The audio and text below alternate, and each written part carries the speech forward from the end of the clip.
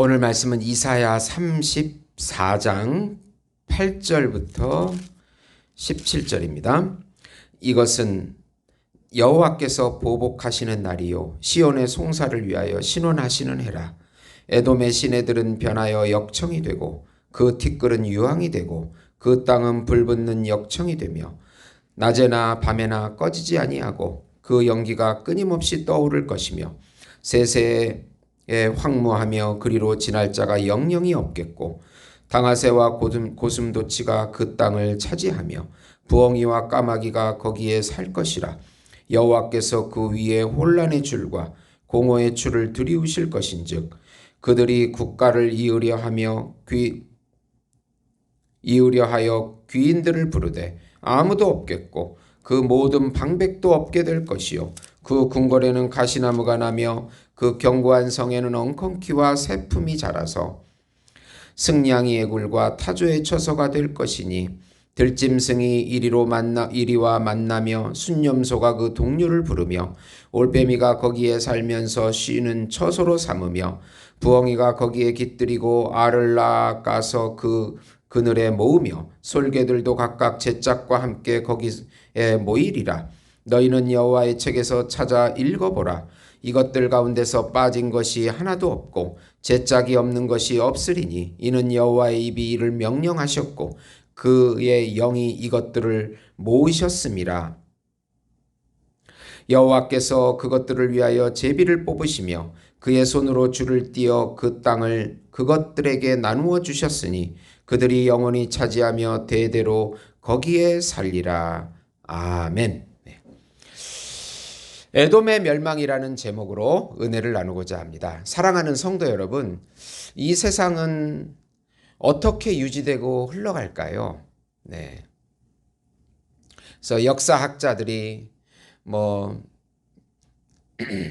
여러 사관들을 내놓고 있습니다. 네. 인간이 주체인가? 하나님이 주체인가? 예. 우리가 말씀을 통해서 한번 고민해 볼 필요가 있겠습니다. 이사야 선지자는 열방의 모든 나라들이 하나님의 심판을 대상이라고 말씀하고 있습니다. 특별히 열방의 대표인 에돔의 멸망에 대해서 오늘 이사야 선지자가 말씀하고 있습니다. 에돔의 열방의 대표인 에돔의 멸망을 보면서 모든 나라들이 하나님이 역사의 주체라고 하는 것을 가르쳐주고 있는 것입니다. 하나님께서 역사를 이끌어 가시는 방법은 하나님의 말씀을 선포하십니다. 그리고 그 선포된 말씀은 하나님의 영이 이끌어가게 하시는 것입니다. 그래서 요한복음 6장 63절에 내 말이 영이고 생명이라고 말씀합니다.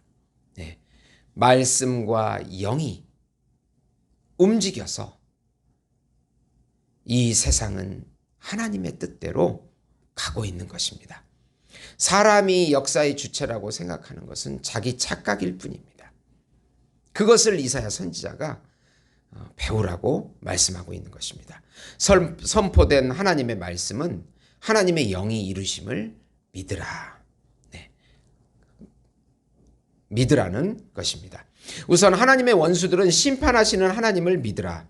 오늘 말씀은 하나님의 심판에 대한 것입니다. 하나님께서 모든 열국, 고임, 이방 민족에게 들으라고 선포하십니다. 열국과 전쟁을 벌이셔서 만군의 왕은 여호와 하나님이심을 말씀하십니다. 그들을 향하여 진노하시고 살육을 당하게 하십니다. 전쟁을 보면 살육하는 시체가 가득 쌓여 있습니다. 그 피가 그 땅을 적시고 있습니다.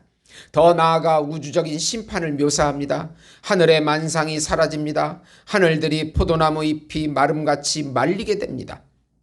계시록도 그런 표현이 있습니다.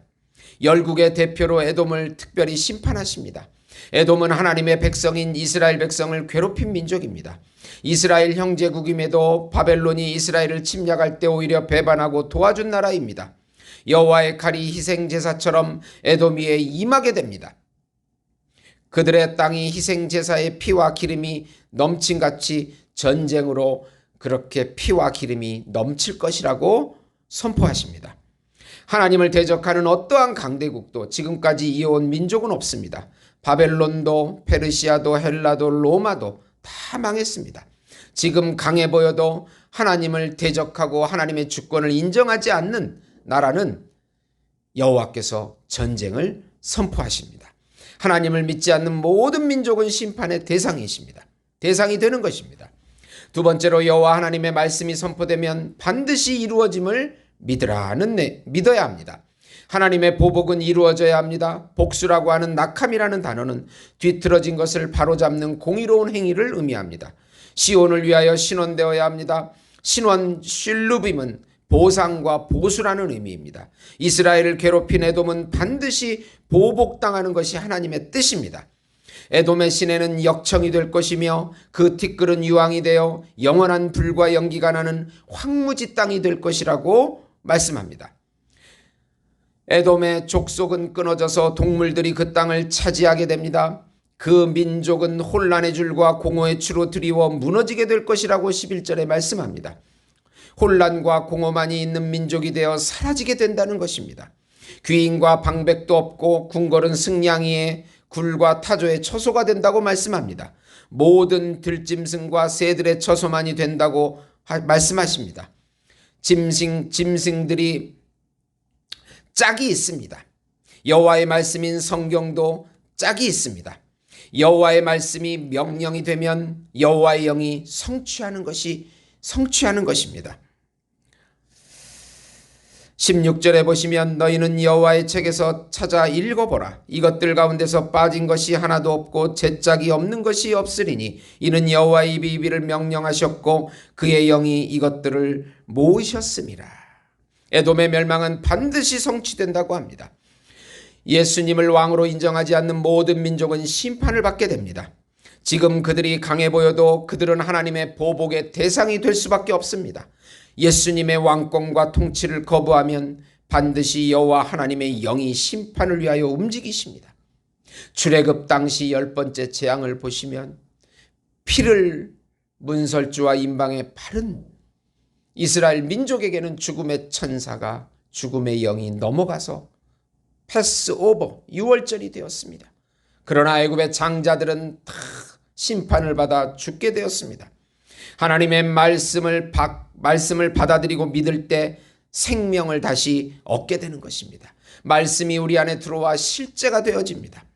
계시록 19장 11절에서 13절 보시면 또 내가 하늘이 열린 것을 보니 보라 백마와 그것을 탄 자가 있으니 그 이름은 충신과 진실이라.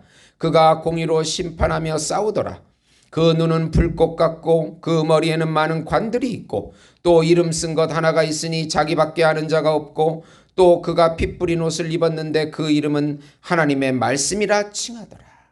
예수님께서 백마 타고 다시 오십니다. 예루살렘 입성할 때는 나귀 타고 입성하셨지만 겸손한 나귀의 모습으로 입성하셨지만 이제 백마를 타고 전쟁을 선포하러 재림하셔서 모든 역사를 다시 신원해주고 보수할 것입니다. 이 진리를 굳게 믿으시고 여호와의 말씀을 마음에 받아서 여호와의 영이 성취하는 기적을 맛보시는 우리 예수목장교회 성도 여러분이 되시기를 예수님의 이름으로 축원드립니다. 성령님 역사해 주시옵소서. 하나님의 말씀이 우리 심중에 새겨지게 해 주시옵소서. 그 말씀이 실제가 되어 우리를 통로로 나타나게 해 주시옵소서.